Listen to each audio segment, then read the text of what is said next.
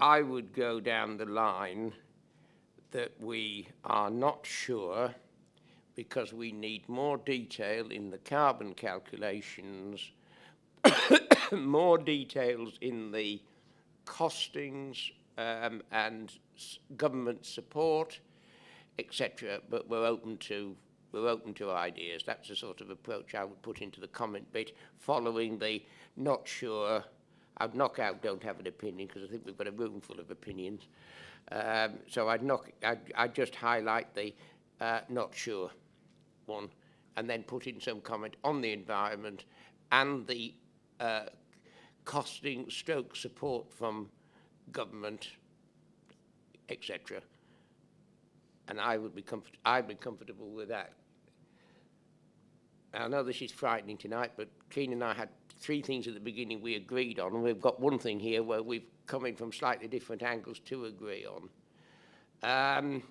Joy, don't spoil it. Sorry, Claire, I'll come back to you. I said Joy now. Yeah, I will come back, sorry.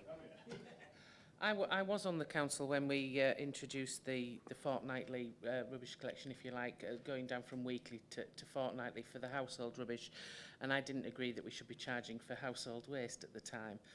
At the time, it was said that it would never be a profit thing, that the cost or the anything extra would be given back to the taxpayer the following year. And obviously it's remiss of me and probably the entire council that we haven't noticed that this has been making a profit at some point. So although this consultation, I mean, I don't know how long this will take to go back and be looked at and anything rolled out from this and the free collection of waste from a government point of view, but I think we do seriously need to look in the not too distant future at reducing the cost of getting a licence for a green bin, reflecting the 180,000 profit that we made, if that makes sense. I think being fair to the officers, one of the reasons it is making a profit now is because the number of users has gone up from more than what they A, calculated to start off with, and B, actually used in the first year. I think the number of users has gone. I wasn't criticising I was just saying we hadn't noticed. I hadn't noticed. No, but the number of users has gone up. Yeah. So therefore it wasn't overcharging to start off with. It has become overcharging. And I think a nod in the direction of the officers, their collection systems and routes have vastly improved, which will have helped to increase the profit. Claire, I'm sorry.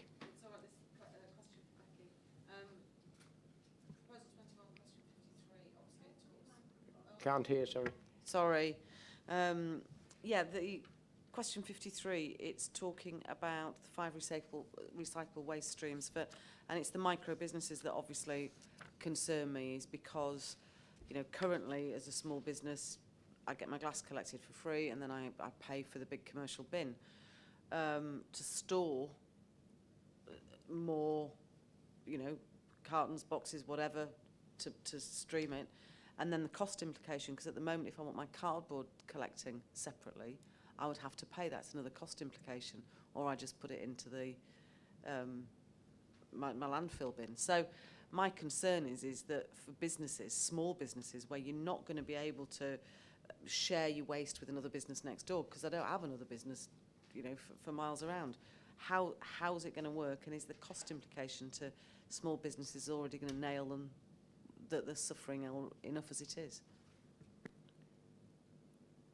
Can I suggest that we pick that question up, Becky, in the commentary rather than the yes, no's, disagrees, agrees bits? Does that cover what you're saying, Claire? Yeah. Yeah. Which question was it? 53. Sorry, 53. As I turned to page 53 and I couldn't read what you were... It's page 55. Yeah, I'm turning over as we speak. I got the 53, but... It was question 53 on page 54, but it's basically, for me, looking at it as a small business, this looks onerous. This looks like the cost implications are... It's not giving us any time to... You know, there isn't collaboration with other businesses if you haven't got any near you.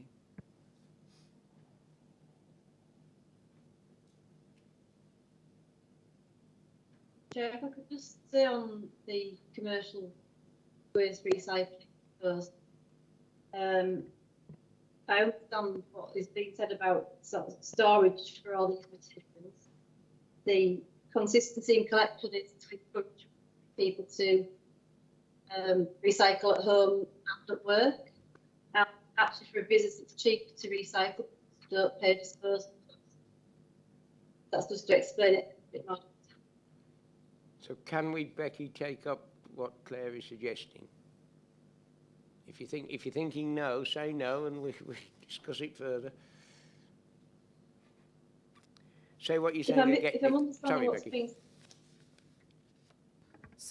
Sorry, Becky, I probably wasn't. Sorry, Becky, I probably wasn't very clear. What I'm concerned about is that it's a lot for a small business to have to do, and also what the cost implications would be as opposed to the current systems. So therefore, take up, you know, if it's forced, it's. My concern is that if people aren't going to comply, we end up with fly tipping, because that's obviously, if businesses are put in a position, you end up with people who'll do it outside of the rules. Right, I've got three things written down from that. It's a lot for small businesses to do. What is the cost? And will it increase fly tipping if too dear? Yeah, right, got that. Can I just check, Chair, where we are with the live stream? Because I'm told it's still not up and running. Currently watching. Okay, thank you.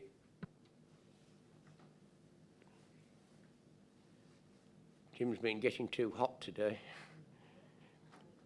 Oh, you're in Colditz Corner, are you? Yes. We as a group sit there all the time, yeah. Right, who else was there? Steve? Yeah. Yeah, well, that's all right. That's about the appropriate time for you. It's not a problem. Thank you, John.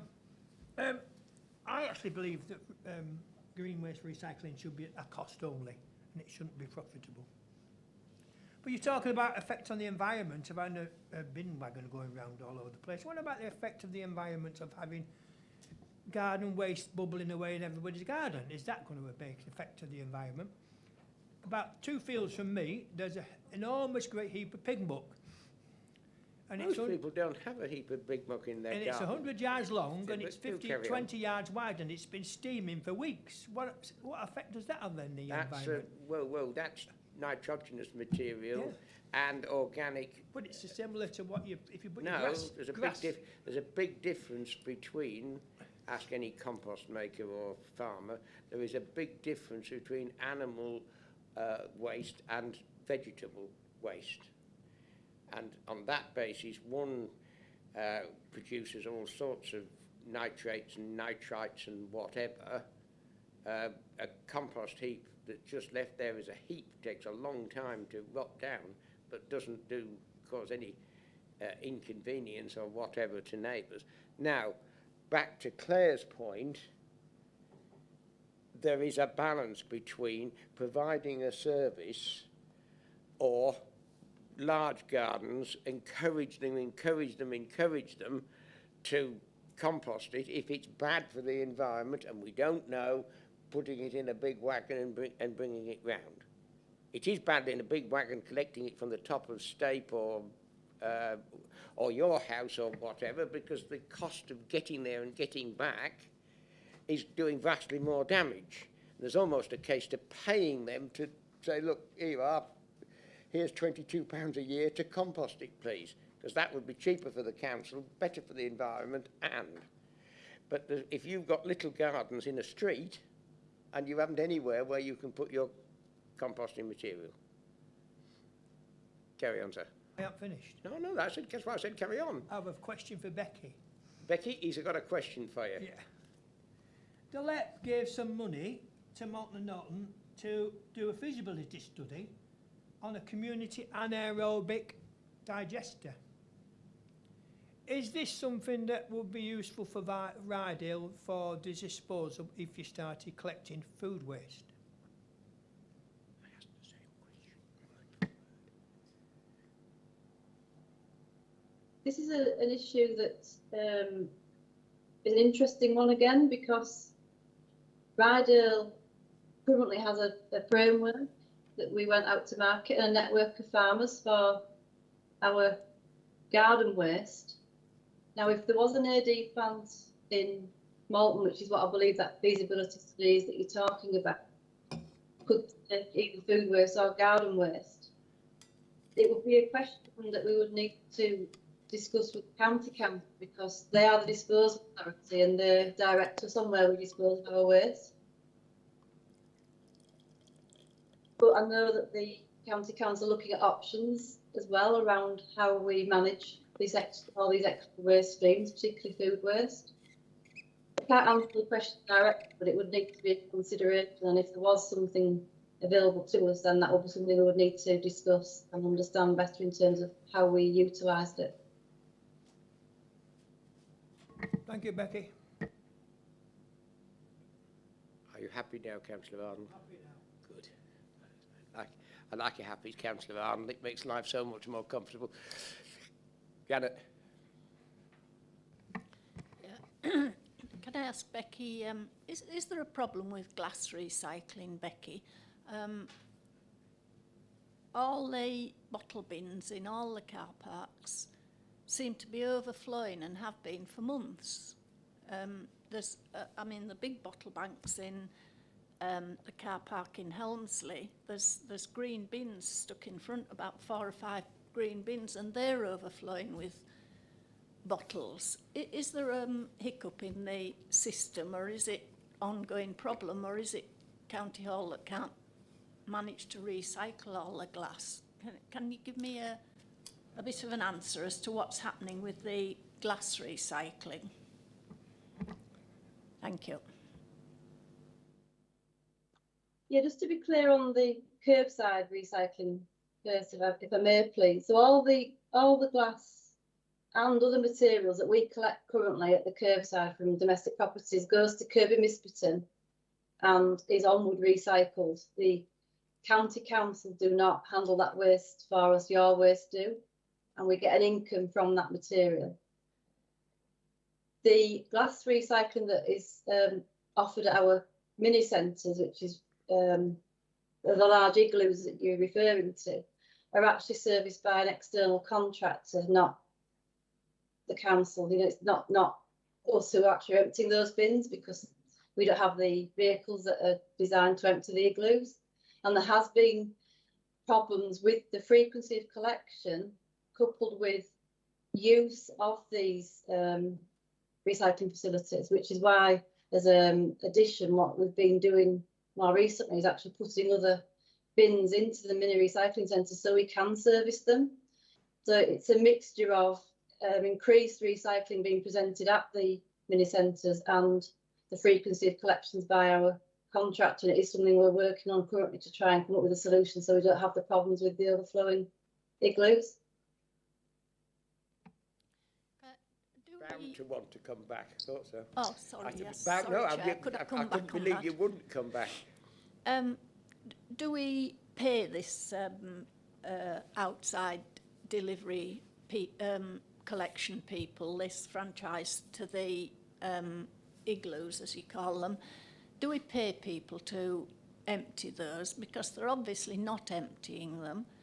And how often do we empty the green bins that are being put in front of them? Because Kirby and I'm not sure about Pickering, but Joy's nodding, so it's obviously same in Pickering. But I know in Kirby Moorside and Helmsley, there's a real problem with these igloos and the bins in front of them not being emptied at all. So there's glass bottles and plastic bags full of glass bottles and all sorts of rubbish all over the car parks. So if we're paying somebody to empty those igloos, I think we ought to stop the payment or at least get on to them or whatever. And if we're paid for recycling glass, can we empty the green bins that are in front of the igloos? Could they be emptied on a daily basis rather than a weekly basis or something? Because they're all full and spilling over into all directions as well. As I explained, we are currently looking at our options for this current issue, and if it's okay, what I'll do is I'll put them up in terms of the detail, because it's a question I don't know the answers tonight. Sorry, can you say that again, Becky? Your microphone keeps going on and off. I can't tell what you're saying. Sorry. Sorry, I don't know if it's dipping my Wi-Fi at home. I do apologise. As I say, we are looking at solutions to this current problem, and I will pick it up offline if that's possible, please, with the detail that you're asking me, because we do pay for the service. The frequency of collections is something outside of our control. It's very difficult for us to offer a daily collection to the car parks because we don't always have a vehicle in that area. But it is something we're working really hard on to try and get a solution, because I do appreciate what we've had recently is not acceptable, and we are looking to resolve it as soon. Something really does need to be done about it. It is a disgrace. Anyway, I'll leave it at that. Yeah, and can I suggest there's a great advantage in looking at these government consultations, because we have drifted quite a lot away from that tonight. But on the other hand, it has been quite a lot of input. Janet just put some in, Claire put some in, as to what we're doing in Ryedale. So that in itself, in its own right, is of use to knowing where to push and what to do and whatever else. So we've picked up one from you, Keane, that's clearly there. We've picked up one from you, Claire. Are there any other changes that anybody feels needs debating tonight? Because you've all got the next couple of days to come to Becky or to come to me and say, can you look at question 42? I'm not happy with the answer, and we'll do our best. And I think by the fact that Keane and I have been on agreement or compromise on what we've had here tonight, I think that should go through, as far as I'm concerned, with a likely backing of the majority of this committee. Now, on that basis, I'm now going to move